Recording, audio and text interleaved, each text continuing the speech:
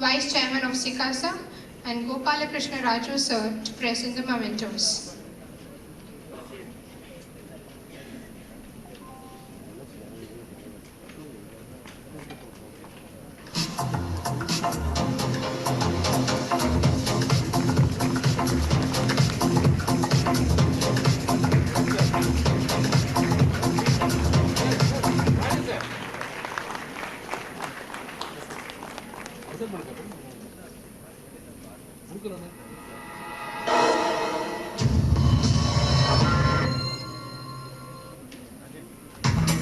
Thank you, sir.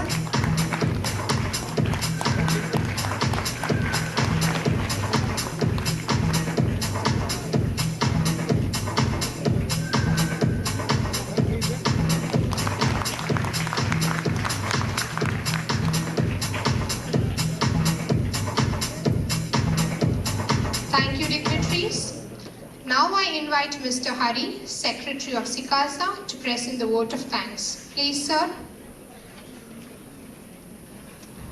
Good morning, Ananda. என்னன்றி கொண்டார்க்கு மொய்வுட்டாம் மொய்வில்லை செயனன்றி கொண்ட மகற்கு. On behalf of Sikasa, I'd like to propose a vote of thanks in the inaugural session. I thank my core committee members for giving this opportunity. In absentia, I thank our Honorable President of ICA, C.A. Devaraj Reddy sir, and the incoming Vice Chairman for the year 2017, Nilesh Yukam CG, and the VOA Chairman, C.A. Babu Abraham Kalivalil sir. And I would like to thank the most favorite, our Central Council members from our regions, C.A. MPV Jay Kumar sir, and Sri Priya ma'am and C.G. Segar sir for their continuous support. And the SARC Chairman C.A.E. Palguna Kumar sir and the VC and Vice Chairman Kota Srinivas sir. And my sincere thanks to our Chief Guest, Mr. Palavin Rajan sir, for being with us and for this inaugural ceremony and inaugurating this mega event. Thank you, sir. I thank our beloved Guru, our Chairman of Sikasa, C.A. Babu K. Deva sir, the energetic person who is continuously supporting from the Bangalore. Thank you, sir. Thank you very much. And my hearty thanks to all the regional council members, especially our student-friendly and the supportive pillar of Sikasa, C.A. Gopalakrishna Raju, sir. Thank you, sir. I'd like to extend my thanks to all the BOS officials and SARC staffs and my SARC gurus. Thank you, sir.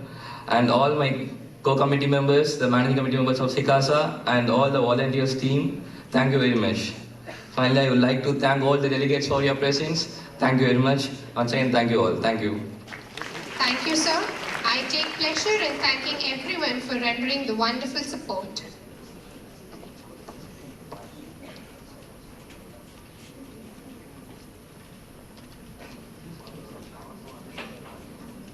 Open. Please do fill your name, SRO number and phone number and drop it in the lucky draw box that is kept outside during the tea break. The box will be kept outside the hall during the tea break. Exciting gifts are waiting for you, so please don't delay, hurry up. Only during the tea break the box will be available. It's now time for us to step into our first technical session on accounting and finance. Accountancy or accounting is the measurement, processing and communication of financial information about economic entities, and finance refers to the management of large amounts of money. While the accounting requirements of businesses vary, all organizations need a way to keep track of the flow of money within them. With this brief introduction about the topic accounting and finance, I'd like to call upon stage our first student's paper presenter for the day, Yogesh Mehta. Yogesh Mehta is a CA final student undergoing articleship in Deloitte Haskins & Sells LLP. He is currently pursuing his third year of BCom at the Madras University.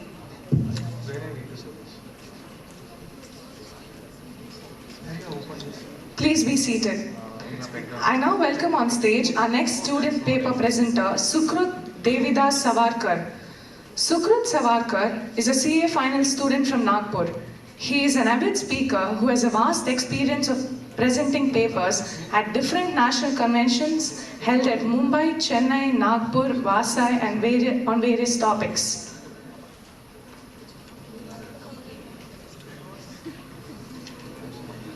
I also welcome the third student paper presenter, Monica Selvam, onto the stage. Monica is currently pursuing her third year BCom degree with Madras University. She has completed her articleship training at Narayana Iyer & Co. Chartered Accountants. I now request Ms. Sindhu to escort our session chairman, CA Gopalakrishna Raju, to the dais.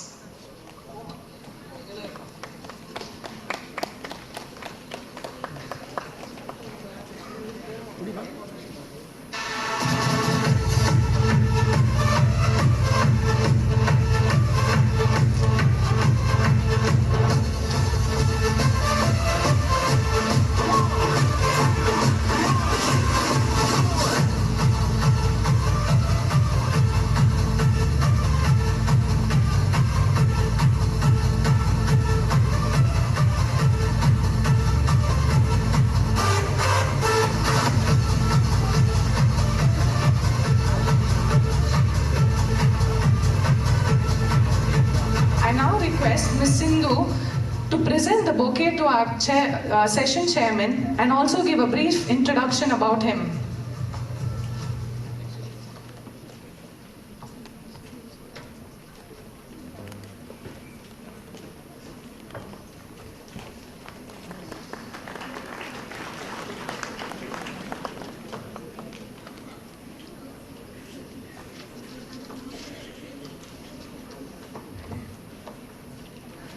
Good morning, everybody. Mr. C.A. Gopalakrishna Raju is a second-generation chartered accountant from Chennai, partner of Ms. Gopal Rao & Co., a public accounting firm with branches spread across the country. He has been elected for the consecutive third term to the SIRC of ICAI for the triennial term 2016 and 19. His other qualifications, to name a few: he is an associate member of the Institute of Cost Accountants of India with All India rank in the intermediate examination, and also an associate member in the Institute of Company Secretaries of India. He also has 8 national stock exchanges certification in financial markets. To add one more feather in his cap, he has authored 2 books titled Standard Costing and Variance Analysis for the Professionals and First Lessons in Information Technology for Students. He is also a visiting faculty for various institutions, corporates and B schools. As a passionate writer, he is a regular columnist in Nanayam Vikatan and Pudhiya Thalamurai Kalvi, and also a regular speaker at Doordarshan. We are highly honored to have you here, sir. Thank you.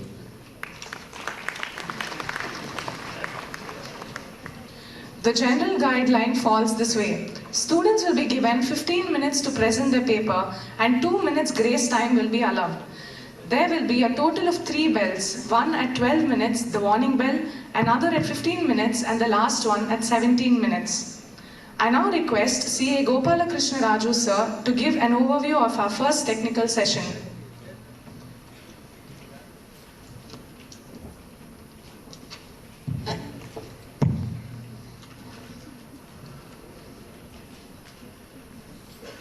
Once again, a very warm good morning to one and all.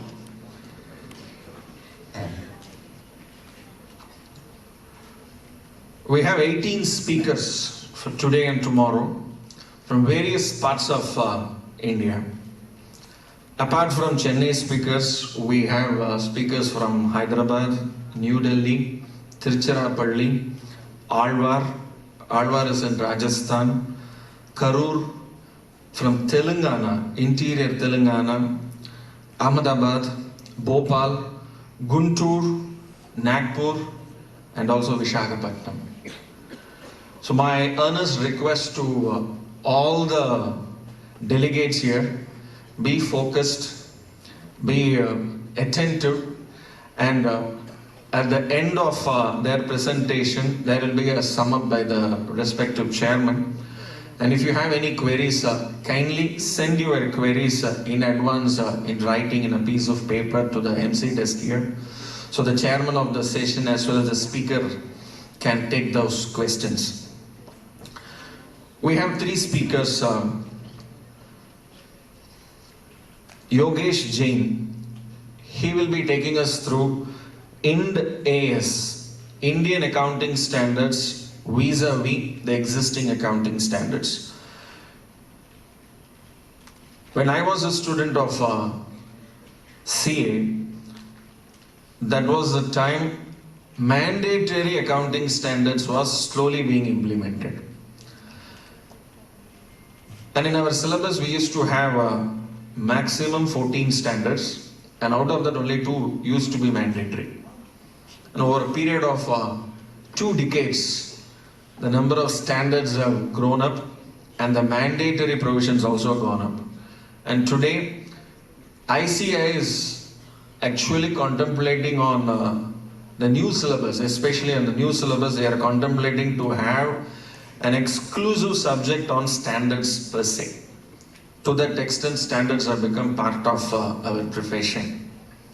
And this year, the 16-17, financial year 16-17 is the first year of implementation of the Indian accounting standards for phase 1 companies.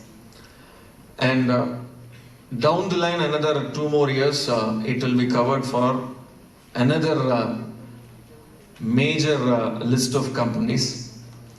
And this being the scenario, and also the percentage of questions that is covered in our syllabus, in our examination question paper, day by day, exam after exam, it's also been increasing. And the focus is also more towards standards and implementation of standards, the practical aspect of it. And let us hear from Yogesh, what is the new Indian accounting standards compared with the existing standards. Second, we have another speaker, Sukrut Savarkar. He will take us through forensic accounting. The days are not far off where we will have the need for, and already the need has been realized by banking sector, and they are insisting on an exclusive experience, and that's where IC has also come up with the post-qualification course on forensic accounting. It's called as FAFD, Forensic Accounting and Fraud Detection. There is a separate certificate course, and past 4 years, close to across the country, very many courses have been conducted for members. And more than 4,000 members out of 250,000 members have qualified the certificate course across length and breadth of the country. And every time whenever there is an announcement of the certificate course, always there is a need. And not only banks, today financial institutions across the country, and also wherever today we speak about corporate fraud, and fraud has been defined in the New Companies Act. And the day is not far where forensic audit, techniques of forensic audit is not only forming part of our technical subject in conferences like this, it has already formed a part of our syllabus. It originally started with our information technology subject. It went to the final, and today you have a full-fledged topic in IT, and also forensic accounting has been part of our curriculum now per se. And let's see what Sukrut Savarkar has to share to us on forensic accounting. Third topic is by Monica. She will speak on the funding for startups in India. Today, this is a buzzword, especially past 2 years. Startups, digital India, and funding for digital India is a major aspect.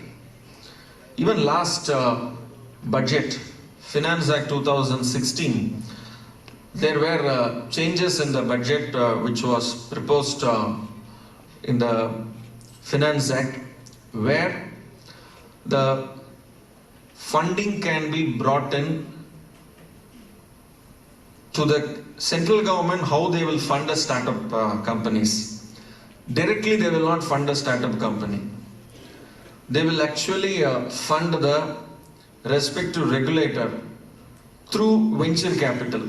Venture capital companies will be investing in the startup companies. Startup companies have to come and present their prospects to the venture capital companies, VC companies, and VC companies will take stakes in the respective new companies. And how venture capital companies will get funds?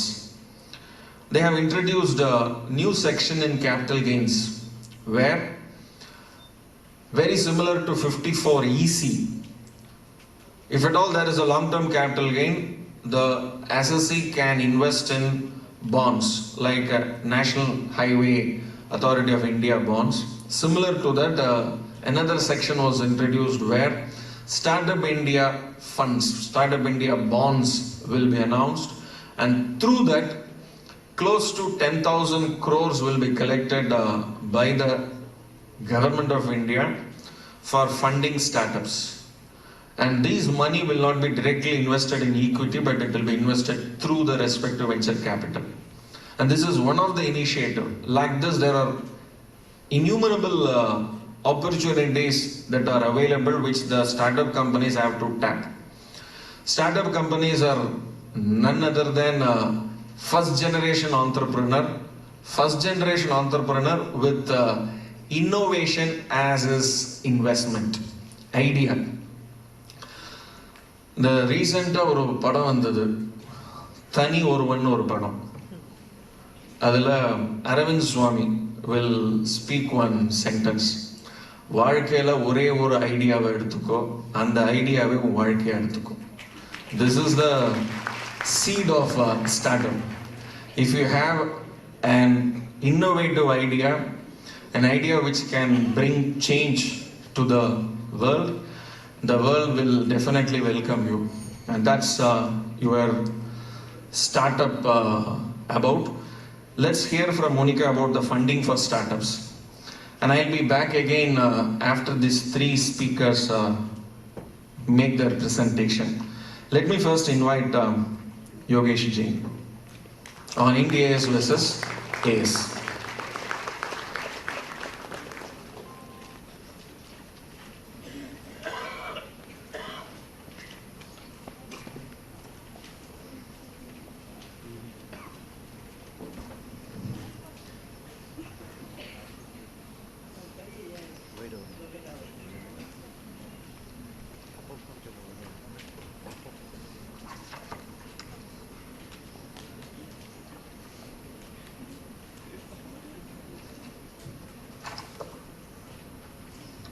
A very happy morning to one and all present here. So the topic that I selected for today's presentation is AS versus IndAS. So let's look into the contents of the presentation first. So first we'll have a brief introduction to accounting standards, followed by IndAS. Then we'll have a comparison between accounting standards and the IndAS. Though we have a time constraint, so we'll be trying to cover major accounting standards and IndAS only. So first start with the introduction to accounting standards.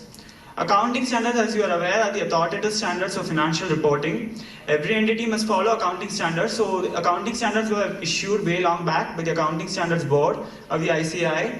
So at that time there were 32 accounting standards when issued, followed by, now there are already 27, 5 have been withdrawn, namely AS6, AS8, AS30, 31 and 32. So these accounting standards ensure that the comparability of the financial statements of an entity is maintained so that the stakeholders and investors have a clear view about the financial position of an entity so that they could invest. So the objective of IndAS is to ensure, to eliminate to the maximum possible extent the non-comparability of financial statements and thereby improving the reliability of the financial statements for the stakeholders. And to provide set of standards and accounting policies, valuation norm and disclosure requirements. So accounting policies provides a set of framework according to which the companies must report. So next, followed by introduction to Ind AS. So way back in 2006, ICI had an idea to adopt IFRS. Then the government of India accepted, but with the change that they will not adopt IFRS, but they will converge to IFRS. Reason being simple, that if you adopt IFRS, today IFRS is okay for us, but tomorrow when there is a major change in IFRS which Indian investors and corporate could not accept, we could not make that change and we could not retreat back to accounting standards after adopting IFRS. So we thought we could converge to IFRS, and when there is a change in IFRS and we think that change is required, we will make changes to Ind AS also.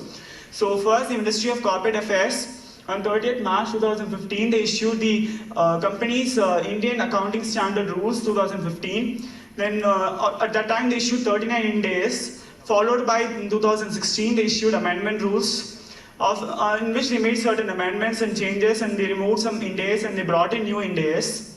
So even accounting standards have been amended to bring in place in accordance with the Ind AS, like AS6 and AS10 have been amended. They are brought as property, plant and equipment in line with Ind AS. So the need to move to Ind AS was to have a global reporting standards. You have to report according to how the entire world reports to accounts. So that's the need for IFRS. And that's why we converged to IFRS by adopting Ind AS. So Ind AS, when it was proposed and when it came into 2015, they were normally classified for companies and for sectors other than companies like national banking, non-banking financial companies, NBFCs, insurance companies, and banking companies. So they were classified in two categories. So first, for companies, they were from financial 15-16, they can voluntarily adopt. And in case if you are not adopting at that time, from financial 16-17, financial 17-18, they were made into two phases, phase 1 and phase 2. In phase 1, listed companies or companies who are in the process of being listed, the equity or debt in India or outside India having a net worth of more than or equal to 500 crores. Unlisted companies having a net worth of more than 500 crores. Holding subsidiary, joint ventures and associate companies of companies covered above. So these companies need to mandatorily adopt to Ind AS from financial 16-17. Their accounts need to be prepared according to Ind AS. Now phase 2 companies are from financial 17-18. These are those companies which are not covered in phase 1. So listed companies are the same way. The companies which are not being listed. Listed companies having a net worth less than 500 crores. And unlisted companies having a net worth more than equal to 250 crores. Companies which are not covered here can voluntarily adopt for Ind AS. And same way, the holding, subsidiary and joint venture and associate companies of those covered above can also adopt Ind AS. Now, for those banks, NBFCs and insurance companies, they have classified as phase 1 and phase 2. Phase 1 will be from financial year 18-19. All scheduled commercial banks, all insurance companies, non-banking financial companies with net worth more than or equal to INR 500 crores or more, holding subsidiary, joint venture or associate companies of companies covered above. Phase 2 will be from financial year 19-20. All listed NBFCs are in the process of being listed.